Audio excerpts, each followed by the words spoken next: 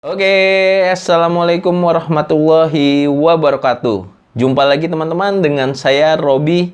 Selamat datang di YouTube channel saya. Nah, pembahasan pada YouTube channel saya kali ini adalah tentang seputar pertanyaan dan jawaban tentang ISSN gitu ya. Nah, teman-teman yang butuh informasi tentang ISSN, silahkan ditonton video ini sampai habis ya.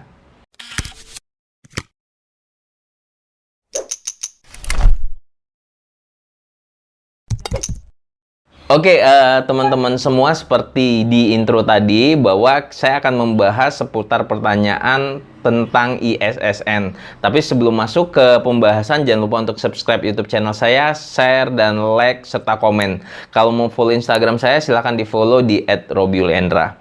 Oke, teman-teman, ketika saya mengelola jurnal, banyak pertanyaan dari teman-teman baik di sosial media maupun YouTube yang sengaja bertanya tentang ISSN. Mungkin di video ini akan saya bahas tuntas tentang ISSN. Yang pertama, langsung aja masuk ke pertanyaan pertama ya teman-teman.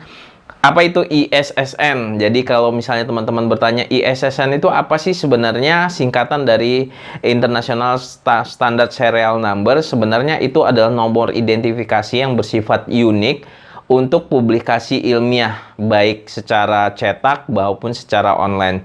Jadi ketika teman-teman memiliki jurnal di kampusnya ataupun di lembaganya, itu diharuskan sih, direkomendasikan untuk memiliki ISSN ataupun baik secara media elektronik maupun secara media cetak gitu ya. Nah, kemudian ada pertanyaan lagi teman-teman, bagaimana mengurus ISSN dan ngurusnya di mana gitu ya. Nah, mengurus ISSN itu teman-teman bisa langsung ke websitenya LIPI, diketik aja di Google ISSN LIPI gitu ya. Nanti akan muncul, atau daftar ISSN LIPI akan muncul linknya, teman-teman silahkan klik. Atau nanti di deskripsi video ini saya sisipkan untuk mendaftarnya.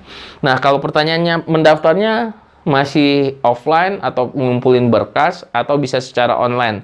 Nah, di situs websitenya LIPI itu kita sudah bisa mendaftar secara online. Jadi kita cukup mengerjakan di kampus, di rumah, dengan mempersiapkan dokumen-dokumen yang kita butuhkan.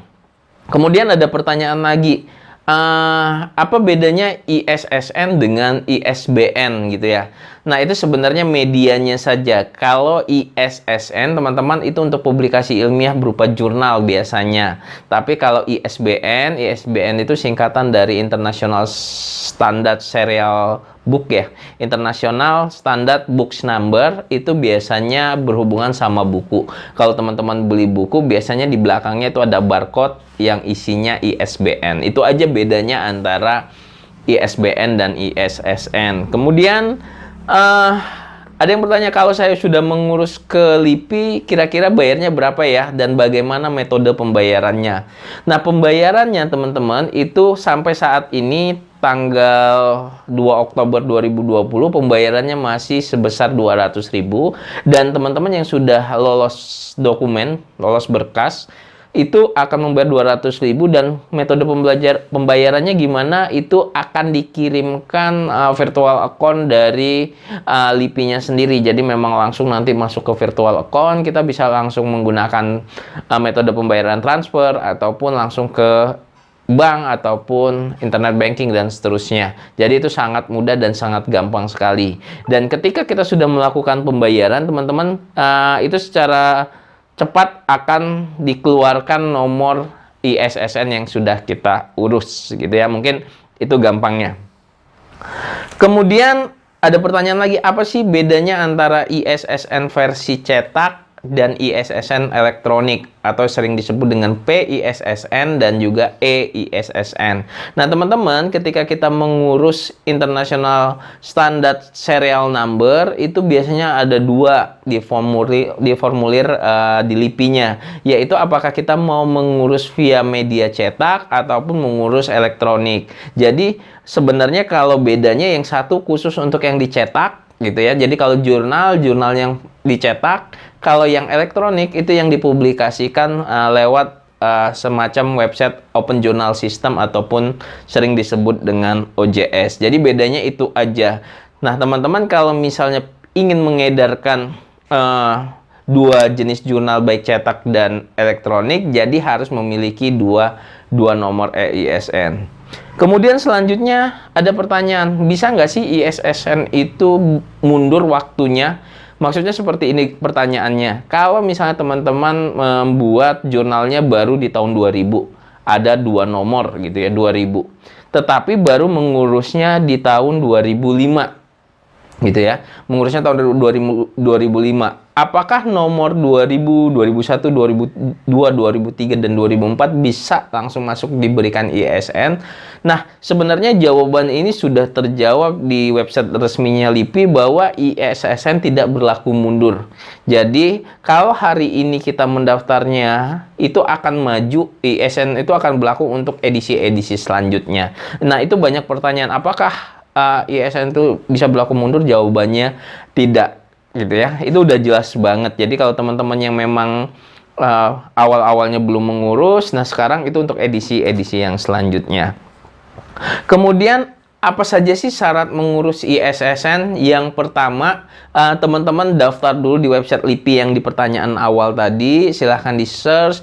Kemudian Anda silahkan registrasi, gitu ya. Anda daftar, kemudian nanti Anda akan dapat account, kemudian mengisi informasi-informasi yang dibutuhkan oleh LIPI, misalnya nama terbitan, kontak person, alamat, dan seterusnya. Dan ada 4 dokumen yang wajib diupload. Yang pertama adalah surat keterangan dari pimpinan, yang kedua adalah surat pernyataan tadi ya, yang kedua adalah daftar isi dari jurnalnya, yang ketiga adalah data-data editorial board atau redaksi, yang keempat itu cover dari jurnalnya. Nah, itu yang wajib teman-teman sisipkan ke dalam website tersebut. Nanti kalau misalnya sudah di follow up sama tim dari ISSN LIPI, ada satu berkas lagi yang wajib dimasukkan, yaitu bukti pembayaran yang 200.000 itu. Tapi itu terakhir ketika kita sudah verifikasi oleh pihak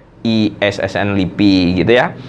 Nah, kemudian ada pertanyaan, kalau saya pengelola jurnal, kemudian jurnal ini tidak memiliki ISSN atau PISSN, lalu bagaimana? Nah, kalau misalnya jurnal Anda nggak punya PISSN yang cetaknya, itu sama seperti kalau kita punya kendaraan nggak punya plat nomornya, nggak ada identifikasinya.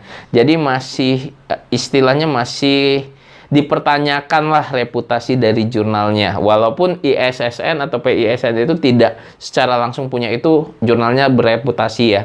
Jadi seperti itu. Kemudian kalau misalnya Anda nggak punya elektronik ISSN yang Anda tidak akan bisa mendaftarkan jurnal Anda ke Garuda untuk menyimpan indexing Garuda, ke Sinta, bahkan Anda tidak bisa untuk mengakreditasi jurnal Anda. Nah, itu yang jadi poinnya. Kalau misalnya Anda sudah rutin menerbitkan jurnal, tapi tujuannya akhirnya nggak akreditasi, itu yang sangat salah. Nah, teman-teman, jadi bagi teman-teman pengelola jurnal, sebaiknya silahkan cepat urus ISSN-nya. Waktunya berapa lama sih untuk dari proses awal sampai dengan keluar ISSN itu tergantung.